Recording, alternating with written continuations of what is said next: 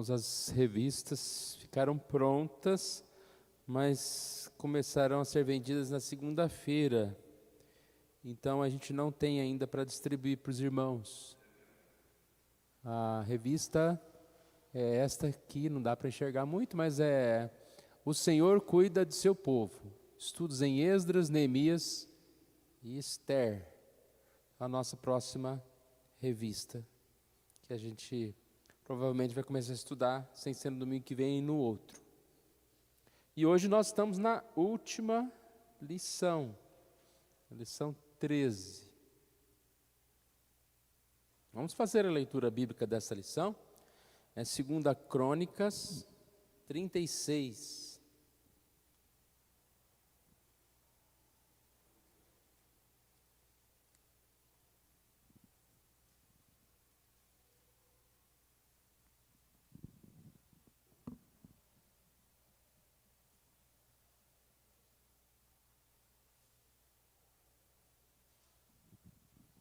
Versos de 15 a 23. 2 Crônicas 36, 15 a 23. Vamos ler responsivamente, os irmãos também participarem. O Senhor Deus de seus pais, começando de madrugada, falou-lhes por intermédio dos seus mensageiros, porque se compadecera do seu povo e da sua própria morada.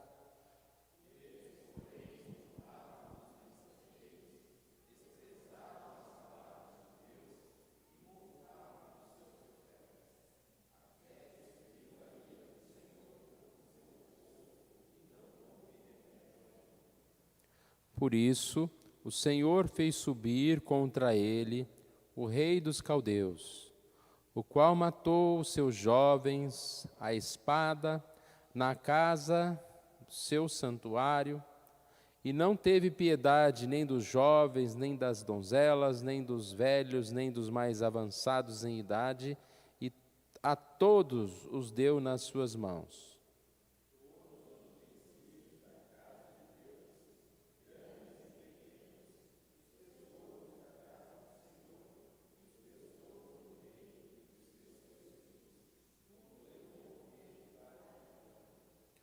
Queimaram a casa de Deus e derribaram os muros de Jerusalém.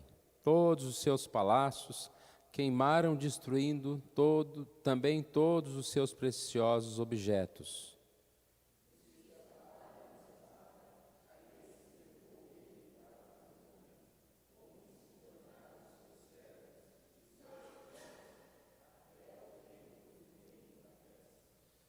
Para que se cumprisse a palavra do Senhor por boca de Jeremias, até que a terra se agradasse dos seus sábados, todos os dias da desolação repousou, até que os 70 anos se cumpriram.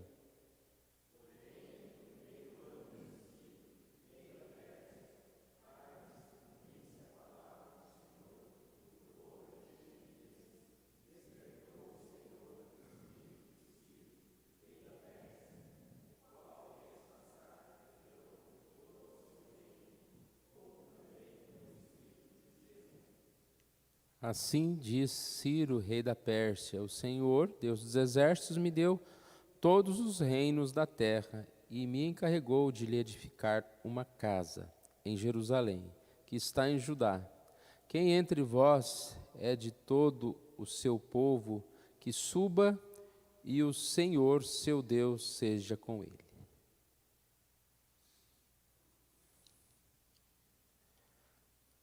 Então, lição: Deus ama o seu povo e o disciplina.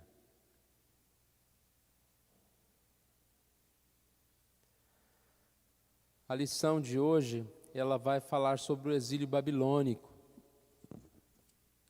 Como nós acabamos de ver aqui na leitura, bem resumida, mostrando que Deus é um Deus que sempre se compadece do seu povo, fala ao seu povo, mas também disciplina, quando, como neste caso aqui diz, eles zombavam eles desprezavam a palavra de Deus.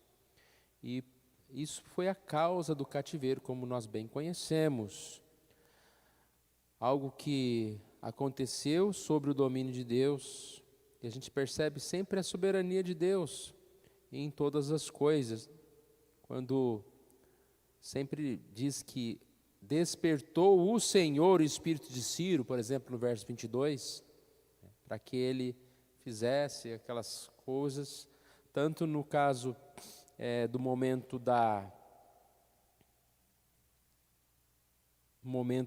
em que eles foram cativos, como também no momento em que eles foram libertos. O capítulo 17, o versículo 17 diz: por isso o Senhor fez subir contra eles o rei dos caldeus. Então há um momento da ira e depois o momento também do perdão, da reconstrução. O Senhor novamente aparece aqui.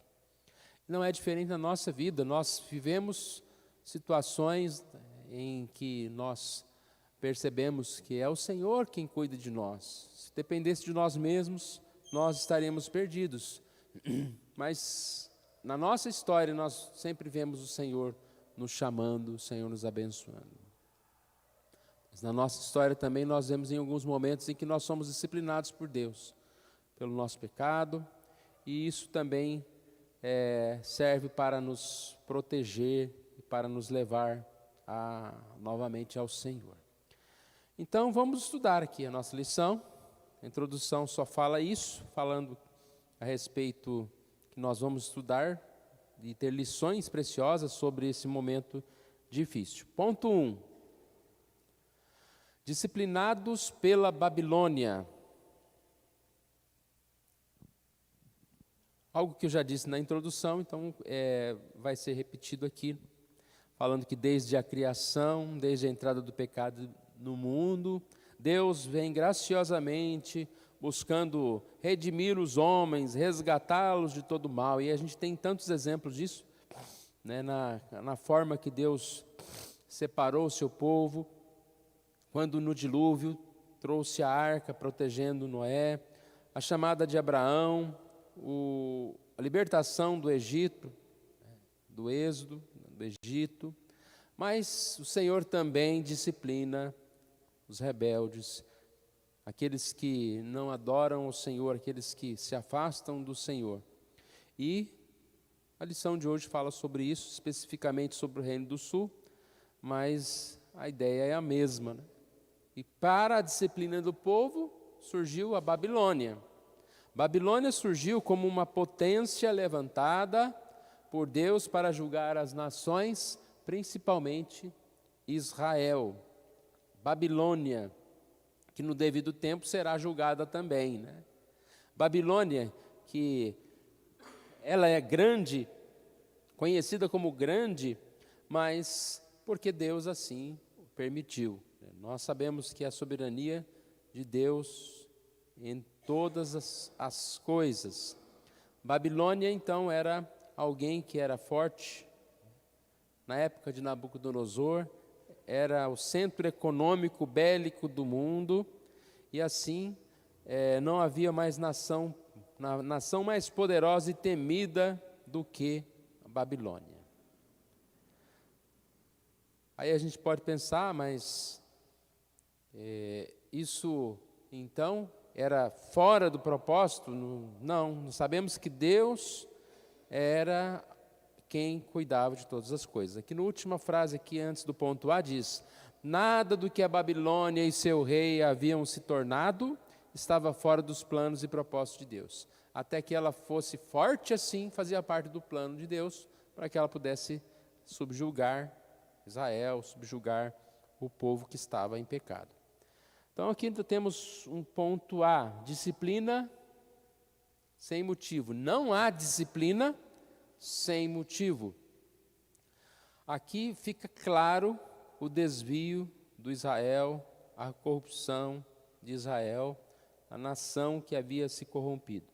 Vamos voltar aqui ao texto, verso 15.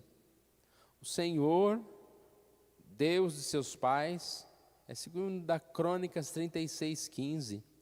O Senhor, Deus de seus pais, começando de madrugada, falou-lhes por intermédio de seus mensageiros, porque se compadecera de seu povo e da sua própria morada. Um povo que foi amado pelo Senhor. Repare aqui a palavra se compadecera. O Senhor se compadeceu com aquele que era pecador, com aquele que estava distante. Mas o que o texto diz? Que eles zombaram.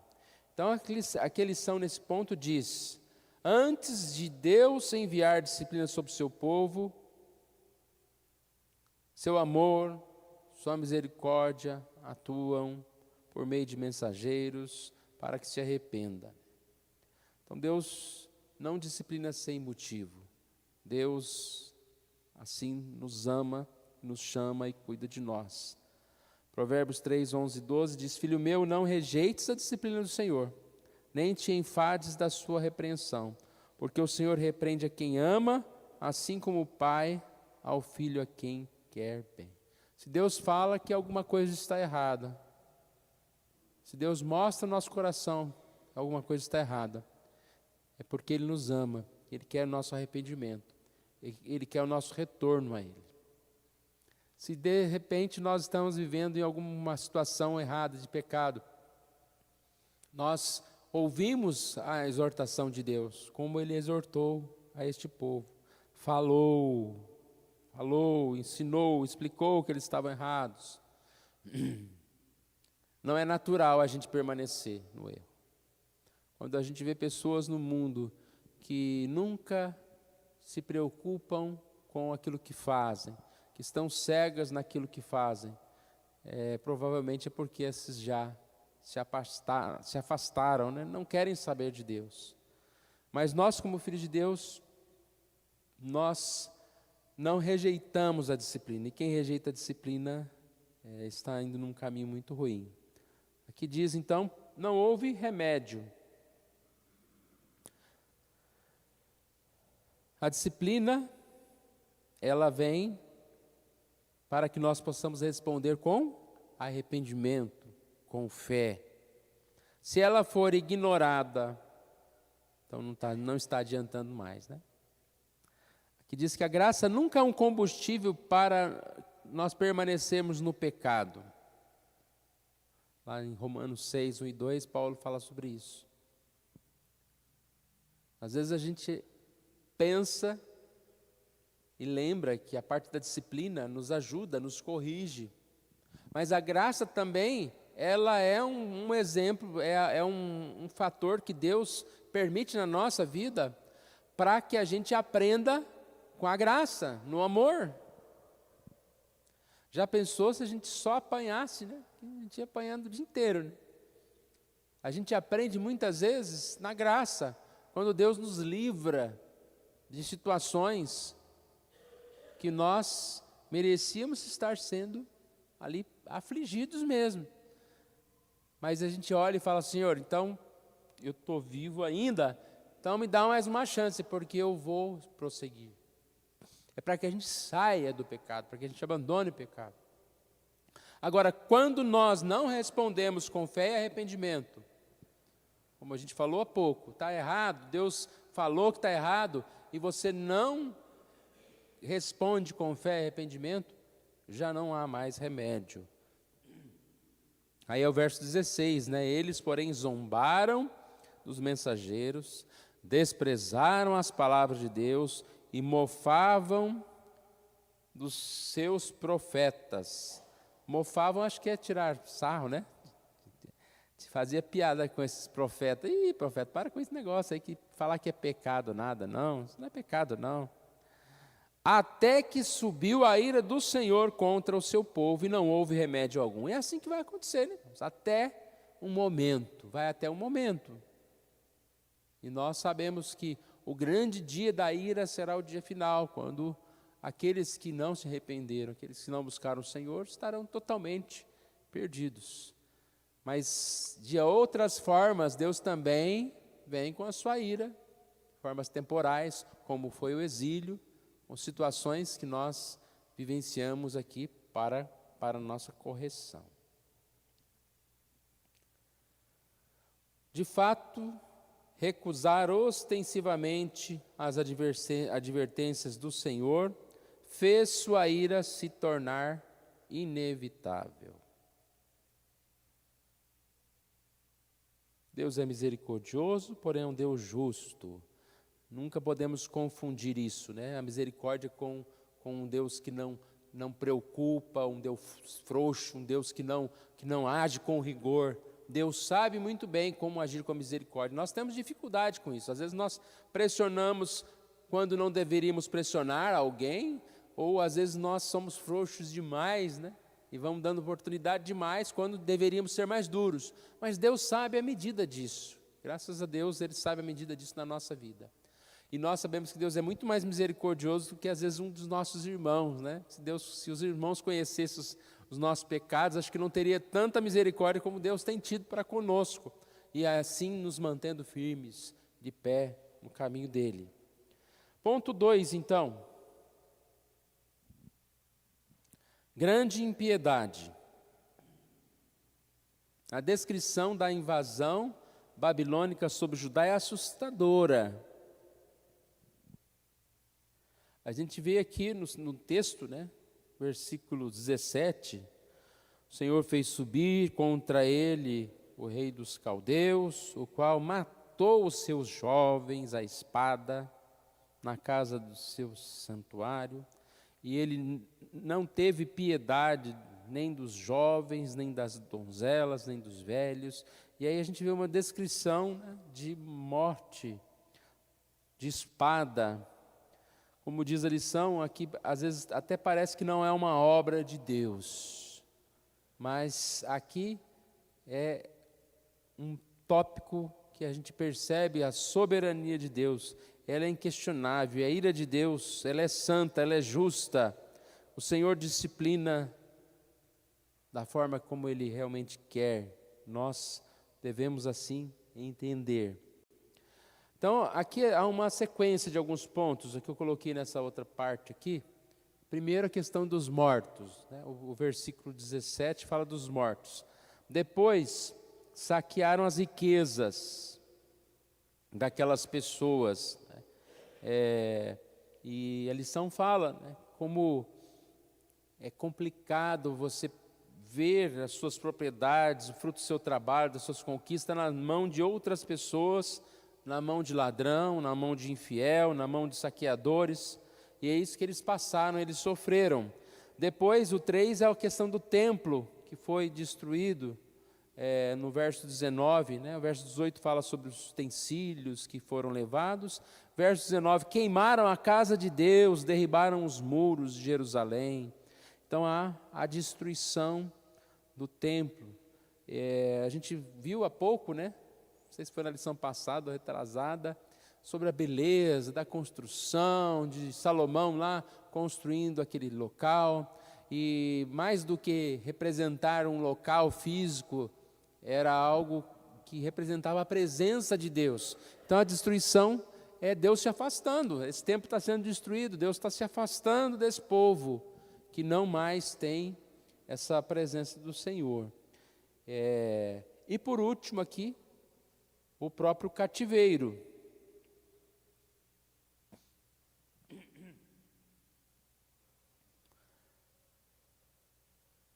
Alguns, os que não foram mortos, foram levados. E aqui diz, durante 70 anos. Esses, digamos assim, que sobreviveram, podem até representar um fio de esperança para uma restauração futura. Deus suscitaria uma descendência dos exilados que voltaria para Jerusalém após o duro período nas terras da Babilônia. Então a gente percebe aqui essa forte questão dentro desses pontos. Tudo isso para a gente lembrar que a luta mais importante que o povo precisava travar não era contra Nabucodonosor.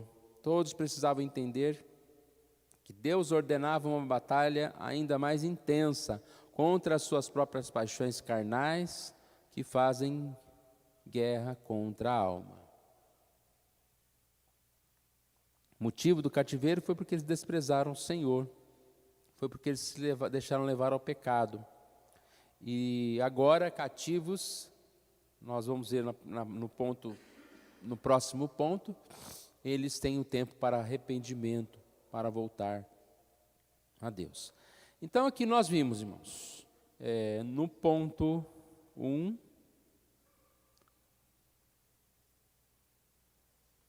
disciplinados pela Babilônia, Deus levantando aqui um povo forte, poderoso, para vir sobre eles, sobre o povo, porque esse povo, povo de Deus, precisava ser disciplinado. Não foi sem motivo, não houve remédio. Deus agiu com misericórdia e eles não mudaram. Houve então assim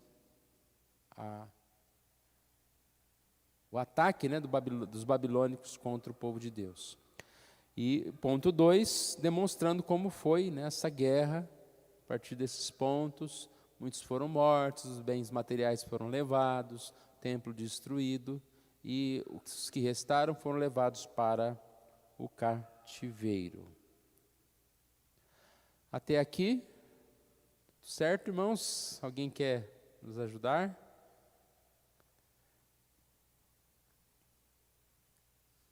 Qualquer hora, se alguém quiser participar, fale conosco.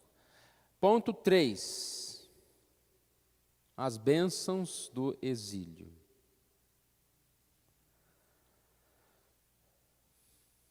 Aqueles que permaneceram vivos, como nós dissemos, poderiam estar agradecidos, porque enquanto eles estão assim, digamos, vivos, eles têm a oportunidade de voltar ao arrependimento. Não voltar ao arrependimento, não abandonar o seu pecado enquanto a misericórdia estava sobre eles, o perdão, os avisos, agora eles vão ter a oportunidade de voltar. Mesmo que sendo pela chamada dor, né? Agora vamos pela dor, vamos aqui por estar cativo, mas era a oportunidade que eles tinham. Então aqui diz, embora o derramamento da ira de Deus sobre a nação de Israel tenha sido terrível, e que embora a fúria dos caldeus parecesse incontrolável, ainda restavam bênçãos da parte do Senhor para o seu povo.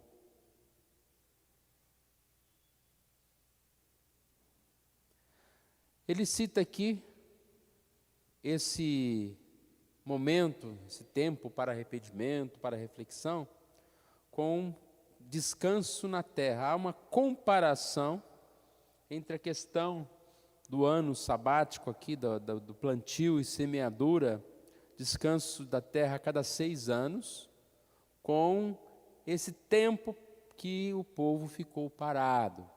Aqui dá para a gente achar uma coisa interessante, que o propósito desse ficar parado, o descanso da terra, entre tantos propósitos, aqui diz que o propósito principal era que o fruto era gerado naturalmente pela terra, alimentasse igualmente a todos que estivessem nela. Ou seja, era uma prova de confiança. No fim das contas, que diz, cumprir esse mandamento seria uma prova incontestável de confiança que Israel teria na provisão do Senhor e seu exercício de amor ao próximo. Deixar a terra descansar simbolizava o descanso que os fiéis desfrutam na graça de Deus. E essa que é a comparação feita com o exílio, como um tempo de descanso, como um tempo em que eles teriam para meditar, para se arrepender dos seus pecados. A citação aqui é do versículo 21. 2 Crônicas 36, 21, quando diz, e para que se cumprisse a palavra do Senhor por boca de Jeremias, até que a terra se agradasse dos seus sábados, todos os dias de desolação repousou, até que os 70 anos se cumprisse.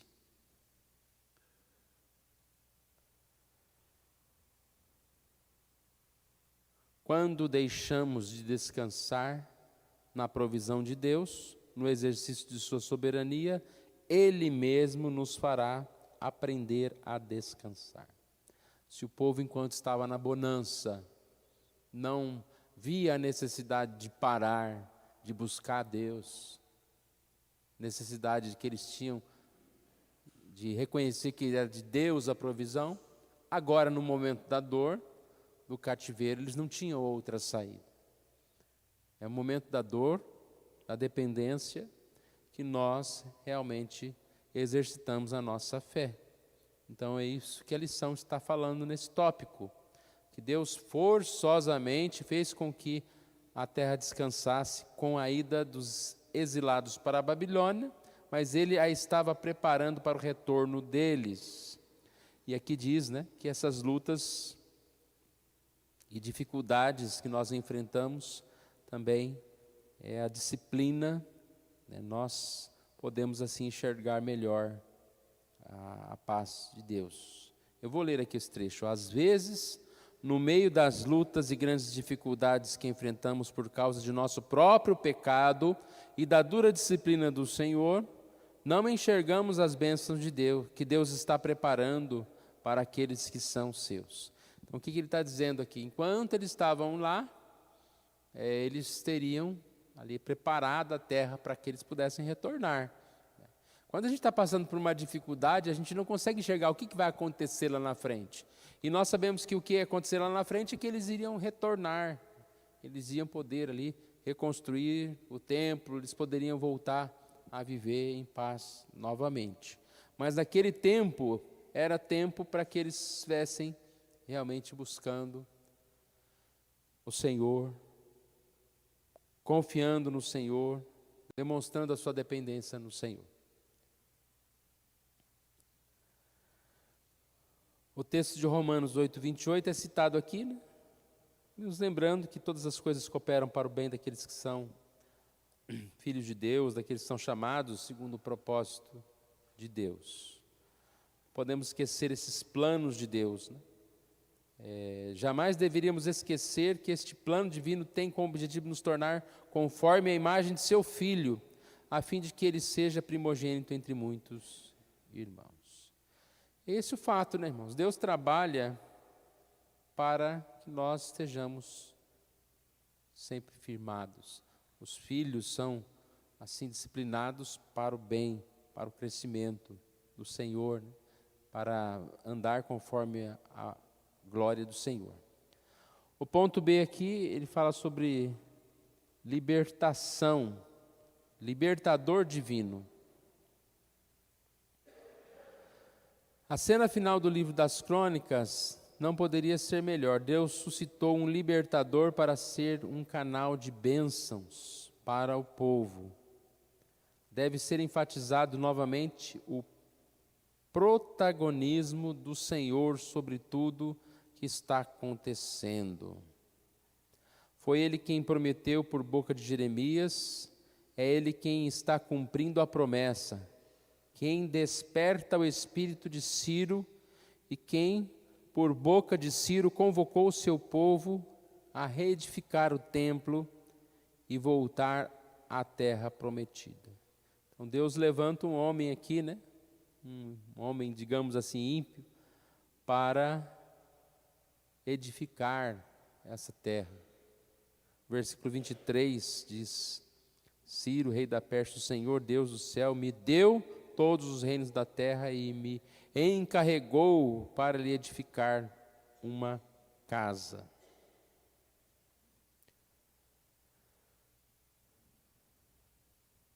Grandeza de Deus aqui sendo demonstrada na sua ação. A convocação de Ciro também enfatiza dois aspectos fundamentais para o povo pós-exílico. Ali diz, primeiro, a reconstrução do templo e depois a unidade do povo. Então a gente percebe que pós-exílio, eles precisavam retornar, edificar o templo que significava essa presença de Deus, e também a comunhão uns com os outros, como um povo de Deus. Porque senão não adiantava nada, né? Passou pelo exílio, passou pela dificuldade, volta para o mesmo momento, para a mesma vida de pecado, para as mesmas falhas. Então havia essa necessidade deles voltarem para o serviço, para as coisas do Senhor. A reconstrução do templo, aqui diz, o povo pactual de Deus tem que reconhecer a centralidade e essencialidade do culto na sua vida e para a sua vida. Não há como a gente não compreender essa necessidade de estar no templo, de estar com o Senhor.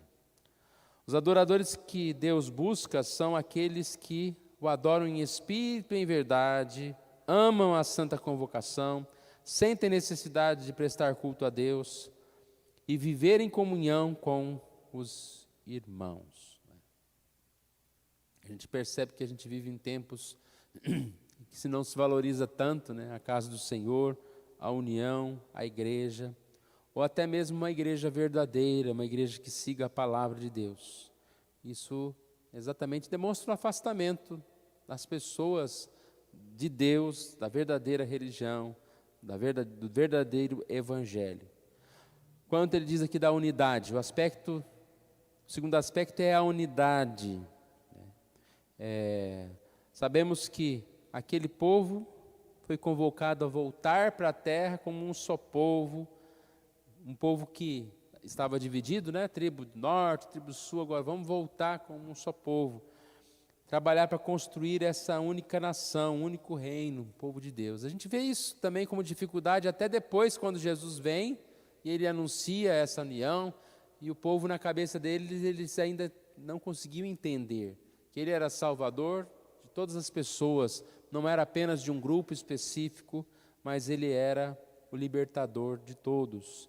E aí nós vemos que isso faz parte aqui desse momento de pós-exílio, né? Pós-exílico.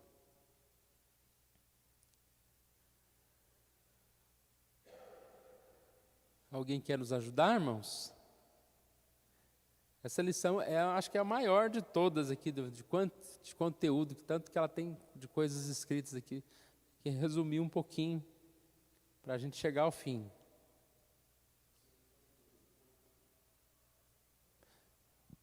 Pegue lá.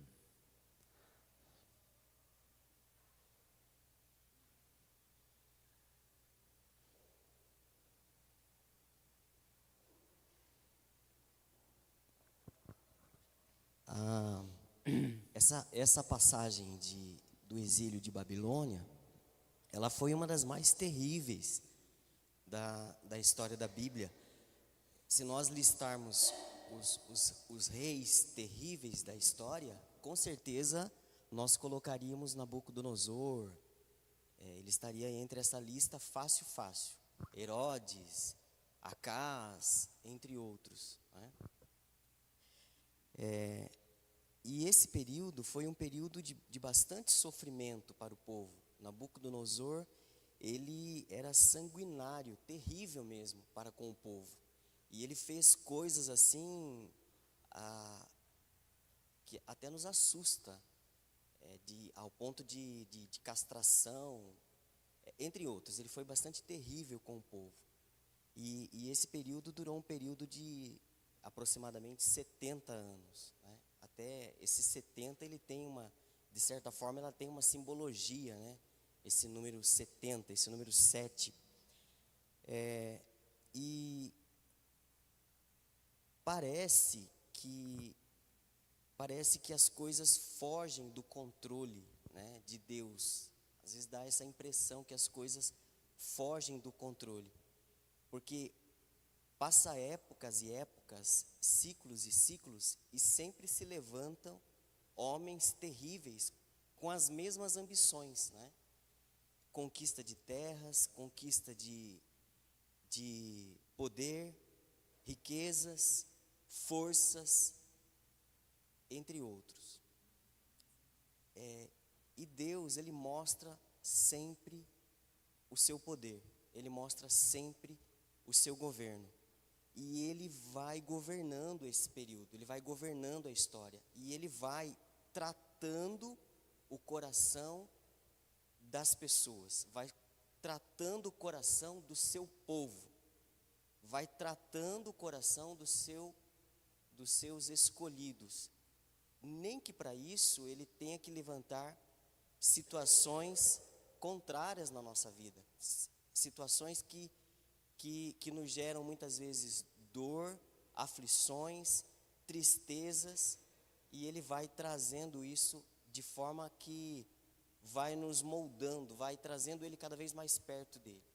Então, o primeiro ponto que eu queria destacar é: nada foge do controle de Deus.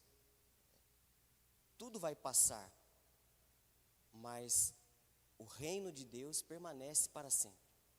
Nabucodonosor, com toda a sua glória, com todo o seu exército, com tudo aquilo que ele construiu, ele passou. Porque Deus tinha um propósito para aquele povo, e era tratar o coração daquele povo. Tratar o coração daquele povo. Então eu queria destacar esse ponto.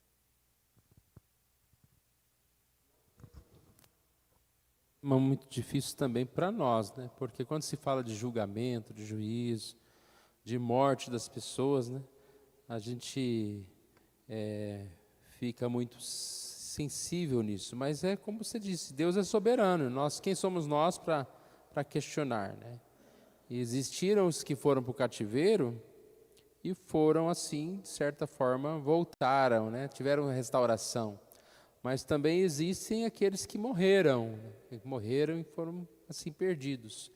E a gente percebe que isso aqui é uma grande figura do dia final também, né? Quando o Senhor Jesus virá para julgar, e aqueles que não se arrependeram vão perecer, vão morrer. E aí não haverá mais oportunidade, né, para esses. Pode falar. Com respeito à disciplina, pastor, está encaixando bem nessa palavra que você está colocando agora.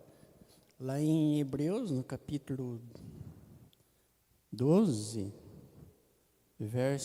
parte B do verso 5, diz assim: ó, filho meu, não menospreze a correção que vem do Senhor, nem desmaies quando por ele és reprovado. Reprovado. Porque o Senhor corrige a quem ama e açoita todo filho a quem recebe. Verso 7, é para a disciplina que perseverais. Deus vos trata como filhos, pois que filho há que o pai não corrige? Agora vem essa parte que o Senhor colocou aí por último. Mas se estáis sem correção, de todos se tem tornado participantes, logo, não sois filhos, mas sois bastardos. Então, veja bem, se a gente juntar essa primeira parte, que eles foram levados para a correção, e nessa correção, muitos pereceram. Está colocando nessa colocação última que o Senhor fez. Quando se fala do templo, outra colocação, eles amavam o templo? Amavam nada, porque eles tinham se desviado de Deus. Se o templo representava a presença de Deus no meio deles, eles desviaram de Deus, então o templo pouco interessava para eles. Mas quando eles passam para a peneira, a lição até cita aqui a pandemia, um trecho que o senhor pulou, cita a pandemia, a dificuldade que a gente vem vendo, que a gente vem enfrentando, que vem se instalando no nosso meio, pós-pandemia. Então, veja bem, eles recusaram a Deus, abandonaram o templo estava lá. Mas, depois da disciplina, voltaram uns com a finalidade, a autorização, a vontade de Deus que o templo fosse reconstruído. O templo sendo reconstruído por pessoas de boa fé, vamos dizer, como o Reginaldo já disse, eles voltariam a buscar a Deus, porque o templo era a representação da presença de Deus. E hoje a gente vê as coisas andando pelo mesmo caminho, pessoas que vão e não voltam, pessoas que não aceitam a correção. Por que isso acontece? Porque nós não entendemos, que o Reginaldo diz, nós não entendemos isso. Os caminhos de Deus, eu cito sempre, os planos de Deus, os pensamentos de Deus são diferentes dos nossos. A nossa limitação não deixa isso. E o que preocupa mais é esse tempo de 70 anos. Quando a gente vê a história dos reis, que a gente já está vendo, os reis, não, dos juízes, Deus suscitava um libertador para o povo, e quando aquele libertador deixava de existir, o povo sofria, caía no pecado de novo por 40 anos, por não sei quanto tempo e assim por diante. E a gente lembra de Davi, quando o senhor estava falando, eu lembrei de Davi. Quando Davi cometeu um erro grande lá, e o profeta trouxe a sugestão, você tem isso para escolher. Ele falou, o quê? Eu quero cair nas mãos de Deus, que caia eu nas mãos de Deus, que não seja de outra forma. Então, Davi mostra isso com uma visão diferente de todo o povo, que vieram depois, lógico. E essa visão que a gente tem que estar buscando todo dia, através da nossa comunhão. Não há outro meio de nos aproximarmos de Deus, a não ser através da comunhão. E essa comunhão nos leva a estudar a palavra, nos leva a orar, nos leva a buscar conhecimento, buscar a presença de Deus em todos os sentidos. E aí nós nos enquadramos com os filhos, que muitas vezes são corrigidos de forma dura, mas porque nós somos filhos. Se estáis sem correção, então para você não resta mais nada, só o fim mesmo. E foi o que aconteceu com eles. Eles foram desviando, e embora ficava 70 anos lá. Além daqueles que já morreram, a espada aqui. Com certeza morreu mais um monte lá. Aí dá aquela peneirada, como se Deus estivesse passando tudo na peneira. Sobrou esse aqui, vamos recomeçar com esse. Não, isso foi assim desde o começo, não vai ser diferente, né? Então, para mim é um alerta essa lição nesse aspecto. E tem os que resolveram ficar lá mesmo, no exílio. Não, que tá bom, vou ficar por aqui mesmo. Que você falou da pandemia, realmente é uma questão que a lição trata, falando que esses que perceberam que quando voltaram, né, eles vinham porque estavam acostumados a vir. Como desacostumou, não precisa ir mais, né? Então, não era porque iam na igreja pela fé, por amor a Deus, para adorar a Deus, mas porque era um costume. É um costume que deixaram de ter. E quantos não voltaram ou mudaram até os seus hábitos, né? Acreditaram que pode continuar como se ainda tivesse pandemia, que só assistisse pela internet, né? E não tivesse mais essa comunhão. Mas a gente percebe essa lição mesmo, como foi bem dita pelos irmãos, né? E resumidamente, que é uma lição para nós, né? Não adianta a gente ficar pensando só nos demais. É uma lição para nós em relação a como nós estamos vivendo os nossos dias, como nós vivemos na bonança. O que eu falei, né, em relação às oportunidades de Deus. A gente é muito privilegiado, Deus fala muito com a gente, mostrando o que está certo, o que está errado, que tem gente que não tem essa noção. Tem gente que não sabe discernir o que é certo e o que é errado.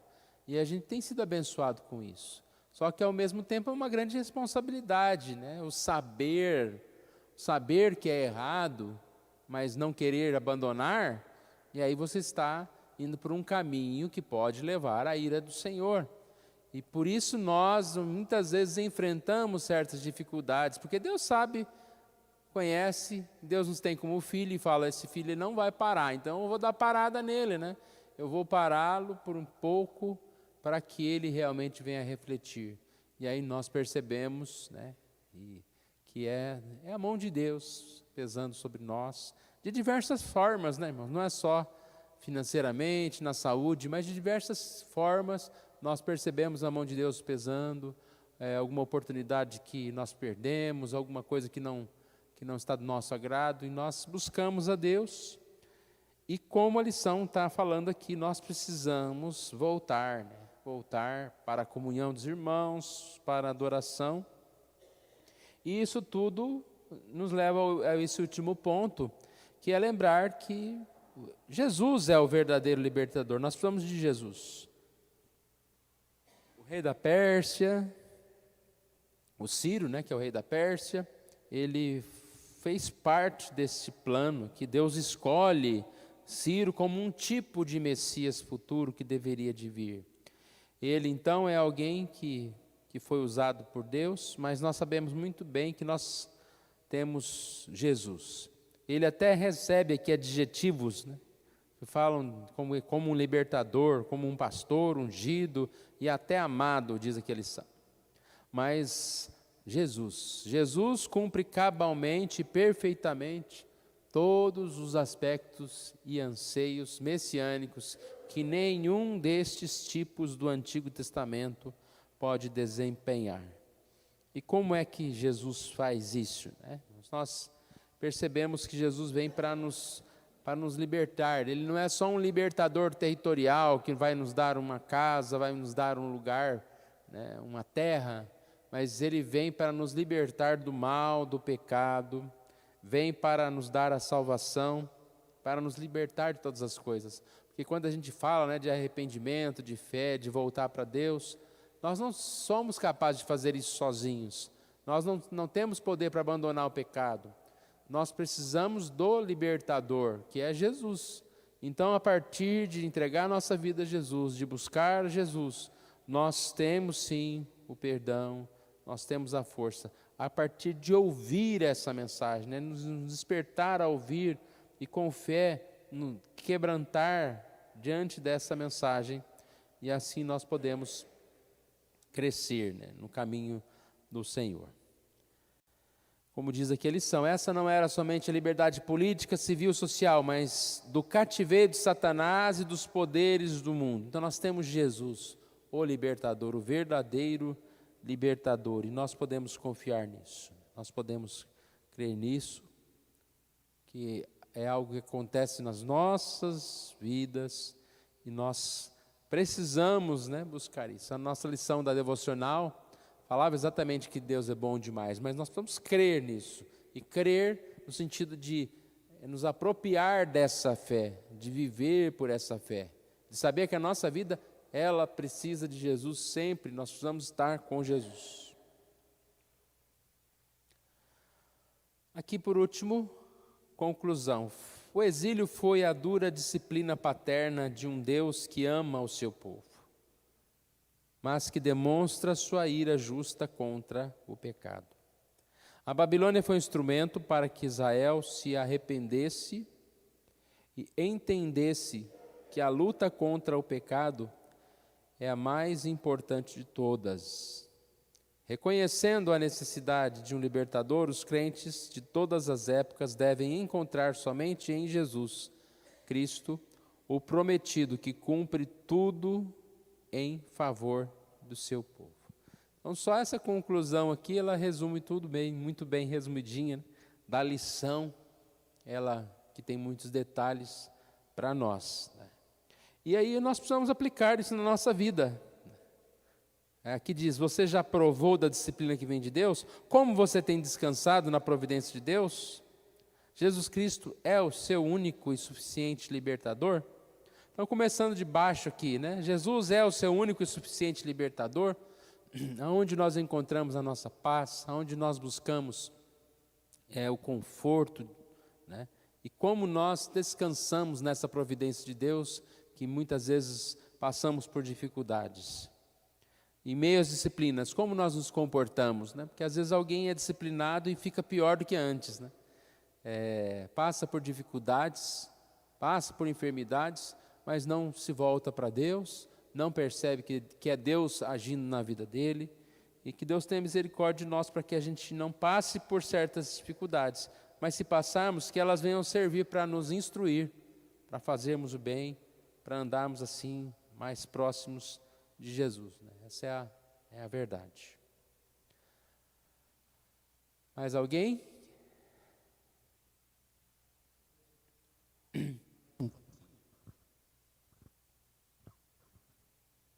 Não sei se esse negócio está funcionando, tá?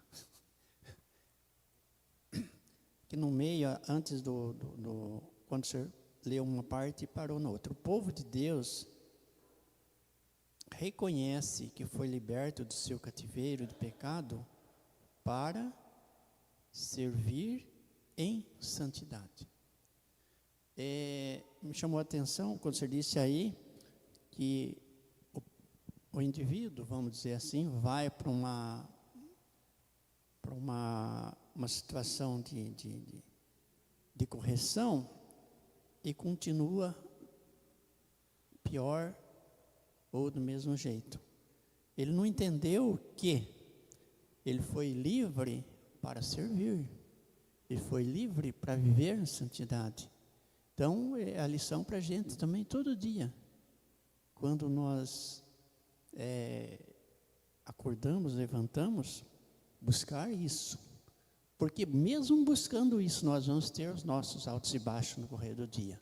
Com certeza. Imagine se não fizer isso. Imagine se eu não correr para a fonte de vida que é Jesus. Como vai ser a minha vida? Durante o dia, durante a semana, durante o tempo que eu estiver aqui. Vai ser fracasso só, com certeza.